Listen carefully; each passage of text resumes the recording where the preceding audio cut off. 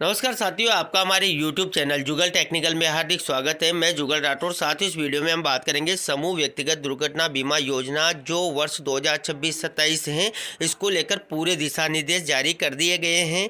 यानी कि आपको कितनी प्रीमियम कटौती करवानी है, कितना बीमा धन आपको मिलेगा, कौन से महीने की वेतन से कटौती होगी, किन किन कार्मिकों की कटौती होगी, यानी कि पूरी जानकारी जीपे परिपत्र जारी कर दिया गया है। पूरी जानकारी आपको इस वीडियो में मिलने वाली है, तो पूरा वीडियो देखिए। और आप हमारे चैनल पे नए हैं और अभी तक आपने हमारे चैनल को सब्सक्राइब नहीं किया तो चैनल को सब्सक्राइब करें, बेल आइकन प्रेस करके ऑल पर जरूर क्लिक करें, क्योंकि ऐसी लेटेस्ट जानकारी मैं आपको लगातार देता रहता हूं। तो शुरू करते हैं।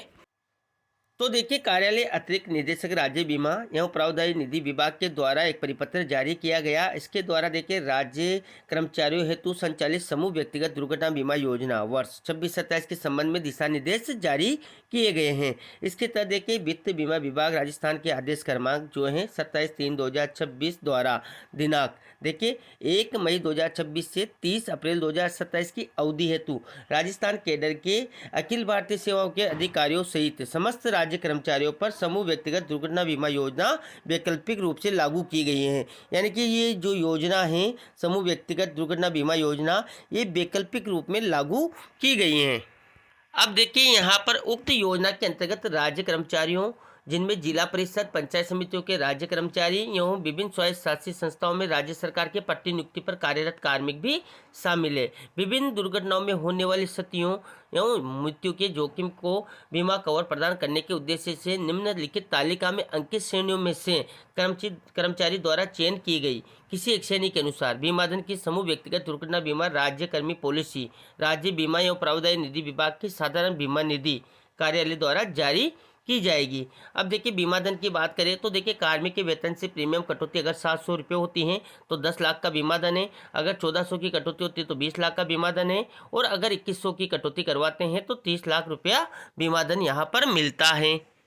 अब देखिए, उक्त पॉलिसी के अंतर्गत बीमित समूह में निम्न कार्मिक सम्मिलित माने जाएंगे। यानी कि जो बीमित समूह है इनमें कौन कौन से कार्मिक शामिल माने जाएंगे, तो देखिए, वे राज्यकर्मी जिनकी नियुक्ति, ध्यान दें, वे राज्यकर्मी जिनकी नियुक्ति 30 अप्रैल 2026, ध्यान दें, एवं इससे पूर्व है, उनका प्रीमियम दिनांक 31/5/2026 तक साधारण बीमा निधि के संबंधित बजट हेड, देखिए ये बजट हेड में जमा हो गया है, वे सभी कर्मचारी दिनांक 1 मई 2026 से कवर माने जाएंगे। इसके बाद देखिए, वे राज्यकर्मी जिनकी नियुक्ति तिथि 1/5/2026 एवं इसके पश्चात हैं और उनका प्रीमियम प्रोटा बेसिस पर साधारण बीमा निधि के संबंधित बजट हेड देखिए में जमा हो गया है, प्रीमियम जमा की तिथि से कवर माने जाएंगे। इसके बाद देखिए, ऐसे कार्मिक उपरोक्त श्रेणी अनुसार कोई भी विकल्प प्रस्तुत नहीं कर यदि कोई प्रीमियम कटौती नहीं कराना चाहते हैं तो उनकी प्रीमियम कटौती आहरण एवं वितरण अधिकारी द्वारा नहीं की जाएगी और ऐसे कार्मिकों को केवल मुख्यमंत्री आयुष्मान दुर्घटना बीमा योजना के अंतर्गत बीमा धन का लाभ मुख्यमंत्री आयुष्मान दुर्घटना बीमा योजना के अंतर्गत दे होगा। यानी कि ऐसे कर्मचारी जो कोई भी विकल्प यहाँ पर नहीं लेते हैं तो उनको यहाँ पर मुख्यमंत्री आयुष्मान दुर्घटना बीमा योजना के तहत जो भी बीमा धन का लाभ मिलता है वो दिया जाएगा। इसके बाद देखिए, पुलिस विभाग के वर्दीधारी अधिकारी कर्मचारी जिनके लिए प्रत्यक्ष से इस विभाग द्वारा जीपे यानी कि पुलिसकर्मी योजना संचालित की जा रही है, राज्य कर्मचारियों के लिए जारी उक्त योजना के अंतर्गत बीमित समूह में सम्मिलित नहीं माने जाएंगे। अब देखिए, यहाँ पर जो जीपीए के वर्ष 26-27 के संचालन के संबंध में निम्नानुसार दिशा निर्देश प्रसारित किए गए हैं। कौन कौन से दिशा निर्देश है, तो देखिए, उक्त योजना के अंतर्गत समस्त राज्य कर्मचारियों की प्रीमियम राशि परिपत्र में अंकित तालिका में किसी एक श्रेणी जिसका कार्मिक द्वारा चयन किया गया है का अप्रैल 2026 से मई 2026 के वेतन से कटौती की जाएगी। यानी कि जो अप्रैल माह है जिसका वेतन मई में मिलता है उस वेतन से इसकी कटौती की जाएगी। जो भी प्रीमियम कर्मचारी चयन करता है वो कटेगी। जिन कार्मिकों की नियुक्ति तिथि, ध्यान दें, 30 अप्रैल 2026 एवं इससे पूर्व है, उन कार्मिकों के लिए प्रीमियम राशि उनके श्रेणी विकल्प के अनुसार दिनांक 31/5/2026 तक साधारण बीमा निधि के बजट हेड में जमा करवाना जाना अनिवार्य है। यानी कि ये बजट हेड है, इसमें जमा करवाना अनिवार्य होगा। किसी कार्मिक द्वारा अपने आहरण वितरणाधिकारी द्वारा प्रीमियम कटौती कर लिए जाने के बाद वर्ष के दौरान कार्मिक द्वारा विकल्प में परिवर्तन नहीं कराया जा सकेगा। यानी कि एक बार कटौती आपने करवा ली है तो आप चाहते हैं कि मैं विकल्प चेंज कर लूँ तो नहीं होगा, एक बार जो विकल्प ले लिया वही रहेगा। इसी प्रकार जिन कार्मिकों द्वारा SIPF पोर्टल के माध्यम से प्रीमियम कटौती एक बार ही कराई जाएगी उसके द्वारा बीमित वर्ष में अधिक बीमा धन हेतु बाद में प्रीमियम की अंतरराशि की कटौती नहीं कराई जा सकेगी।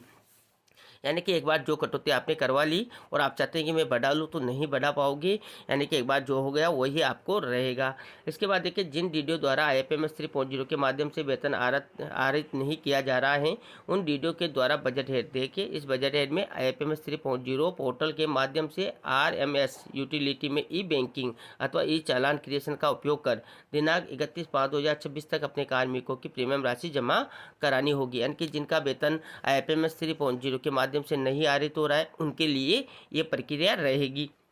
इसके बाद देखिए, समस्त आरण्य एवं वितरण अधिकारी ये सुनिश्चित करेंगे कि कार्यालय में पदस्थापित राज्य कर्मचारियों अधिकारियों में से जिनके द्वारा वर्ष 26-27 के लिए जीपे पॉलिसी के लिए परिपत्र में अंकित तालिका में से किसी श्रेणी का चयन किया गया है के अनुसार सभी राज्य कर्मचारियों अधिकारियों के माह अप्रैल 2026 से मई 2026 के वेतन बिल को तैयार करते समय प्रीमियम की कटौती कर ली गई है। जिन कर्मचारियों का माह अप्रैल से मई 2026 का वेतन किसी कारण से आरित नहीं किया जा रहा है, उनके लिए निजी स्तर से प्रीमियम बजट हेड, देखिए अगर मान लीजिए जिनका वेतन है वो आरित नहीं किया जा रहा है तो निजी स्तर से प्रीमियम हेड दिया हुआ है। मैं SIPF पोर्टल के माध्यम से RMS यूटिलिटी में ई बैंकिंग अथवा ई चालान क्रिएशन का उपयोग कर दिनांक 31/5/2026 तक जमा कराना अनिवार्य होगा और चालान जमा कराने की प्रक्रिया परिशिष्ट ऐप पर संलग्न है। कैसे चालान से जमा कराना है इसकी जानकारी मैं आपको नेक्स्ट वीडियो में दे दूंगा।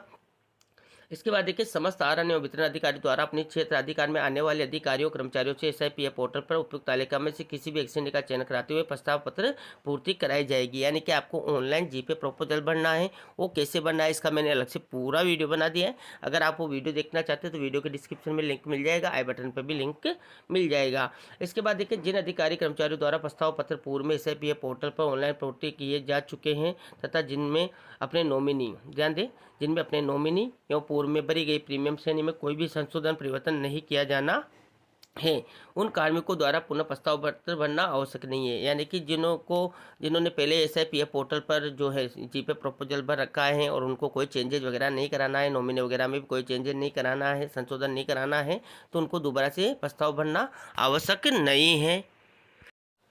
ऐसी स्थिति में आरण्य एवं वितरण अधिकारी कार्मिक द्वारा पूर्व में दिए गए विकल्प के अनुसार ही कार्मिक के वेतन से प्रीमियम कटौती किया जाना सुनिश्चित करेंगे।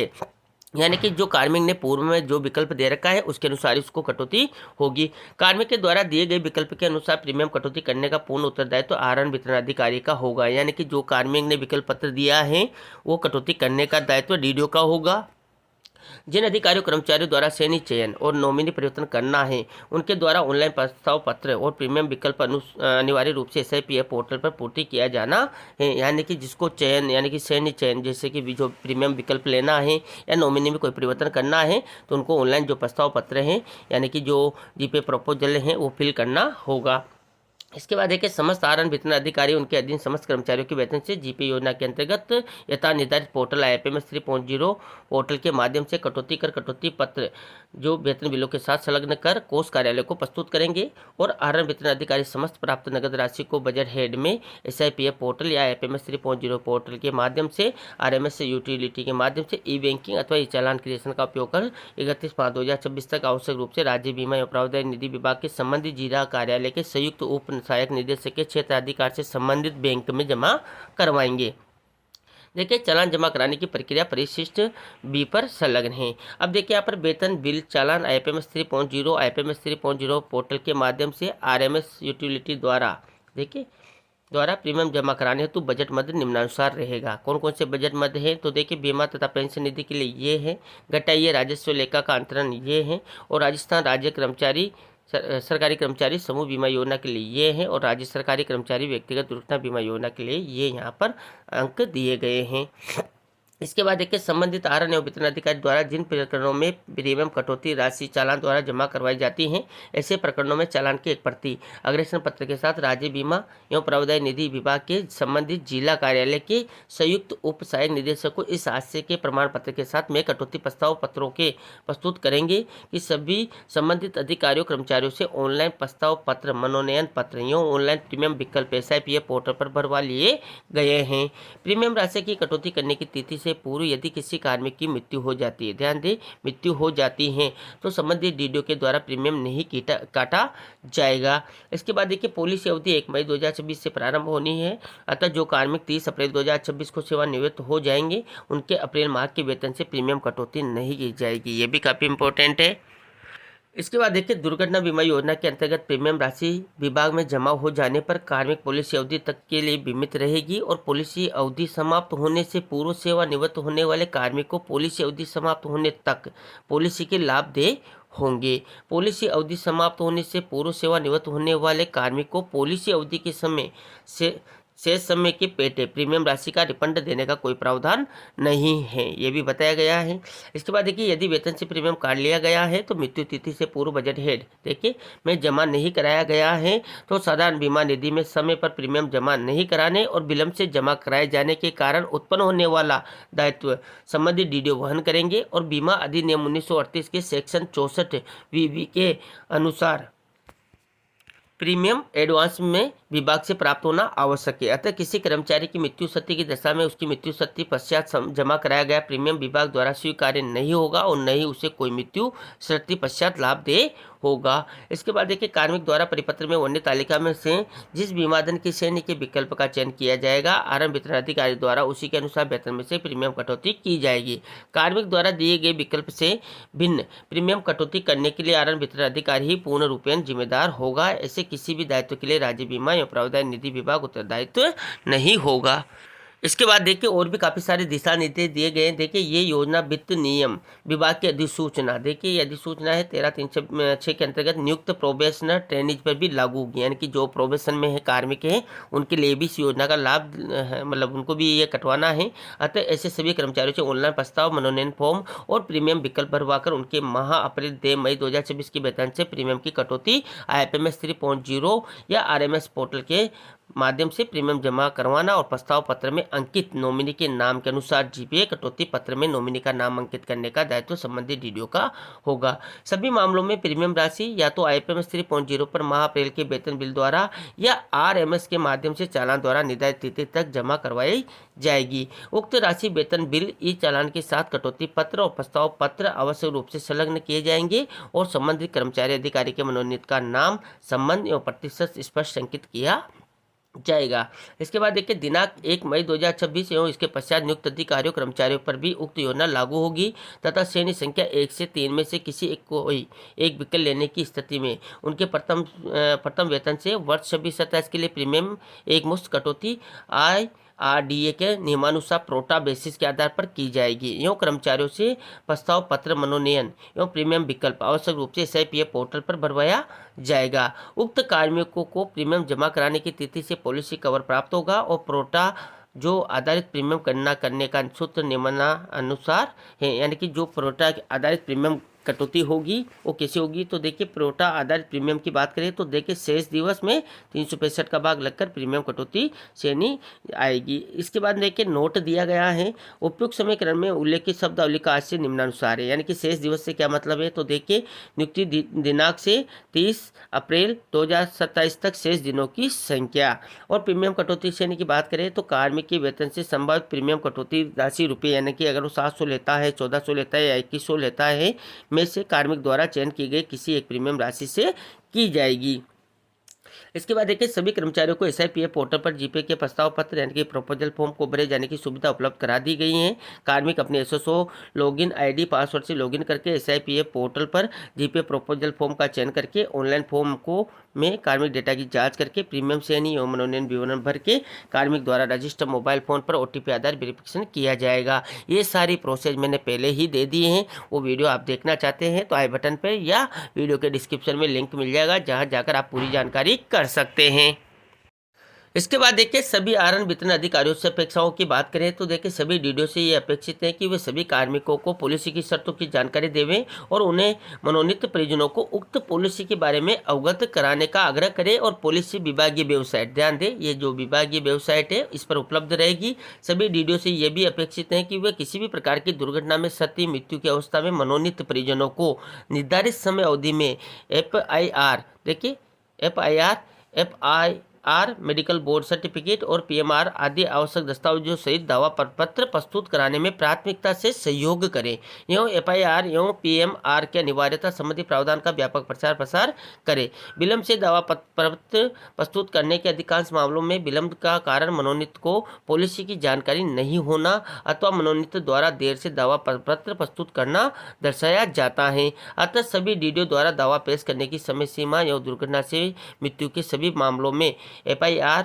और PMR की अनिवार्यता संबंधी प्रावधानों का व्यापक प्रचार प्रसार किया जाए। इसके बाद देखिए GPA राज्य कर्मी योजना में प्रीमियम जमा कराने संबंधी समस्त पत्राचार राज्य बीमा एवं प्रावधान निधि विभाग के संबंधित जिला कार्यालय के संयुक्त उप सहायक निदेशक से किया जाए। GPA राज्य कर्मी योजना का ऑनलाइन केंद्रीकरण दिनांक 1 मई 2023 से कर दावा निस्तारण के समस्त अधिकार साधारण बीमा निधि राज्य बीमा एवं प्रावधान निधि विभाग जयपुर को दे दिए गए हैं। उक्त के निर्णय के विरुद्ध ऑनलाइन अपील आवेदक द्वारा प्रकरण निस्तारीकरण के 30 दिवस में किया जा सकता है और उक्त अपील रिवीजन का ऑनलाइन निस्तारण निर्देशक राज्य बीमा एवं प्रावधान निधि विभाग द्वारा किया जाएगा। और देखिए अतिरिक्त निदेशक राज्य बीमा निधि कार्यालय का ईमेल पता देखिए ये है।